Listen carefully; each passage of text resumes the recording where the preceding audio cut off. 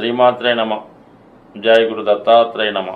ఈ వీడియోలో మనం జనవరి 12వ తారీఖు నుంచి 18వ తారీఖు మధ్యలో జరగబోయే వార ఫలాలు మీనరాశి వారికి ఏ విధంగా ఉంటాయి అని పరిశీలించినప్పుడు, మరి మీనరాశి వారికి ఈ వారంలో మరి జనవరి 14వ తారీఖున రవి ఏకాదశ స్థానంలోకి రావడం జరుగుతూ ఉంటుంది.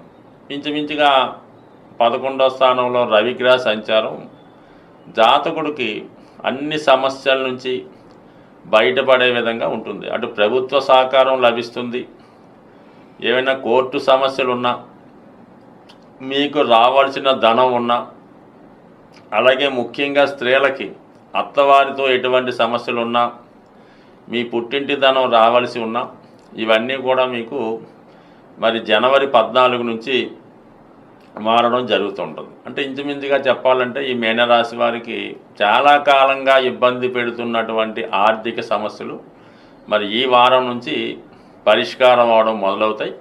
నెమ్మదిగా ఒకే రోజు కాకుండా మరి రవి అదే రాశిలో సుమారు నెల రోజులు సంచరిస్తాడు మకర రాశిలో. ఈ సమయంలో మీకు అటు ప్రభుత్వ సమస్యలు, పుట్టింటి సమస్యలు, అత్తింటి సమస్యలు, ఆర్థిక సమస్యలు, నిరుద్యోగ సమస్యలు కూడా చాలా వరకు సాల్వ్ అయ్యే అవకాశం ఉంది. అంటే ఇప్పుడు ఈ రాశి వారికి ద్వాదశ స్థానంలో ఉన్నటువంటి శని భగవానుడు చాలా వరకు ఆర్థిక పరమైనటువంటి ఇబ్బందుల్ని కలగజేయడం జరుగుతూ ఉంటుంది.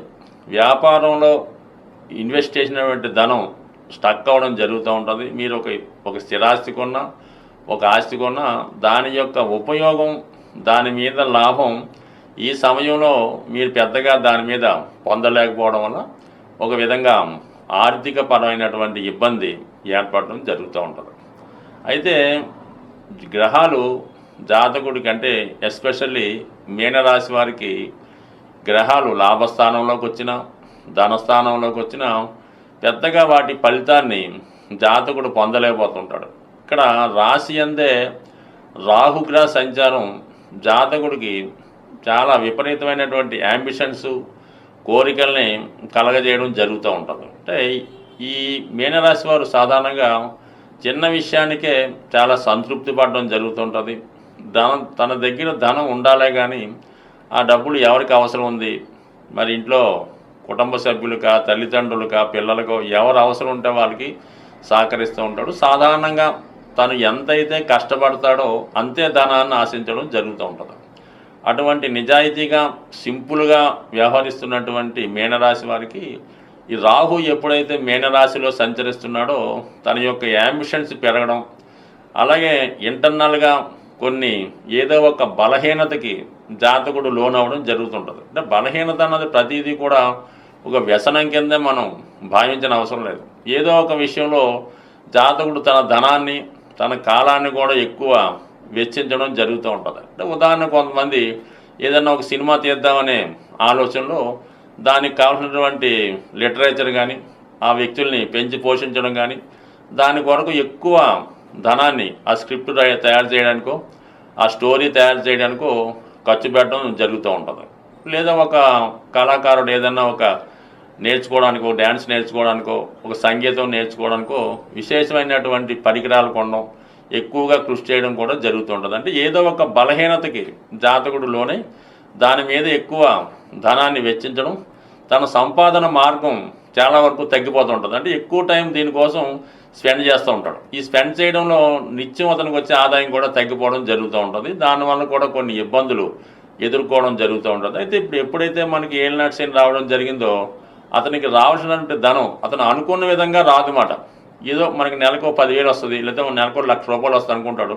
2-3 నెలలు బాగానే వస్తుంది. ఆటోమేటిక్గా ధనం ఆగిపోవడం వల్ల జాతకుడి వ్యవహారాలు చాలా వరకు ఇన్కంప్లీట్ అవ్వడం జరుగుతూ ఉంటుంది. కొంతమంది మధ్యలోనే ఆగే స్థితి కూడా ఏర్పడుతుంటుంది. కాబట్టి సాధారణంగా మరి ఈ మీనరాశి వారు ఇంచుమించుగా ఈ స్థితి మీకు ఈ అటు రాహు మే వరకు ఇదే రాశిలో సంచరించడం వల్ల తర్వాత వచ్చే శనిగ్రహ ప్రభావం ఎలాగున్నప్పుడు కూడా ఏదైనా మరి మీనరాశి వారికి ఈ పాపగ్రహాలు రాశిలో సంచరించడం వల్ల చాలా వరకు మిగతా గ్రహాలు ఇచ్చే శుభ ఫలితాలు పొందలేకపోతూ ఉంటారు. అవి పొందాలంటే కఠోరమైన దీక్షతో ఇటువంటి ఓవర్ యాంబిషన్ మానేసి మనం ఎంతవరకు ఏది చేయగలమో మనకున్నటువంటి వనరుల ద్వారా ఇంచుమించుగా మనం అవసరాలకు తగ్గట్టుగా దాన్ని చేసుకోవాలి తప్ప పెద్ద పెద్ద టార్గెట్లు పెట్టుకోవడం వల్ల ఇబ్బంది పడే అవకాశం ఉంటుంది. సాధారణంగా గ్రహాలు మనకి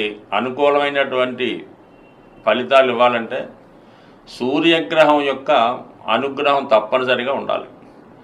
జాతకంలో సూర్యభగవానుడు ఎంత బలంగా ఉన్నా మన దైనందిన జీవితంలో గోచారంలో సంచరిస్తున్నటువంటి రవి యొక్క సంచారాన్ని బట్టి కూడా జాతకుడి యొక్క ఫలితాలు ఆధారపడడం జరుగుతూ ఉంటుంది. ముఖ్యంగా ప్రతి నెల సూర్యభగవానుడు ఒక రాశి నుంచి ఒక రాశికి మారడానికి ఒక సంక్రమణంగా మనం పెద్దలు నిర్ణయించారు. ముఖ్యంగా ఈ నెలలో ఏర్పడుతున్నటువంటి మకర సంక్రమణం ఇది విశేషంగా అన్ని ప్రాంతాల వారు దీన్ని ఒక పండగలాగా, అంటే మకర సంక్రమణం నుంచి ఈ భోగి పండగ కనుమ ప్రారంభం జరుగుతూ ఉంటుంది. అంటే దీనికి మనకి ఉత్తరాయణ పుణ్యకాలం స్టార్ట్ అవుతుంటుంది.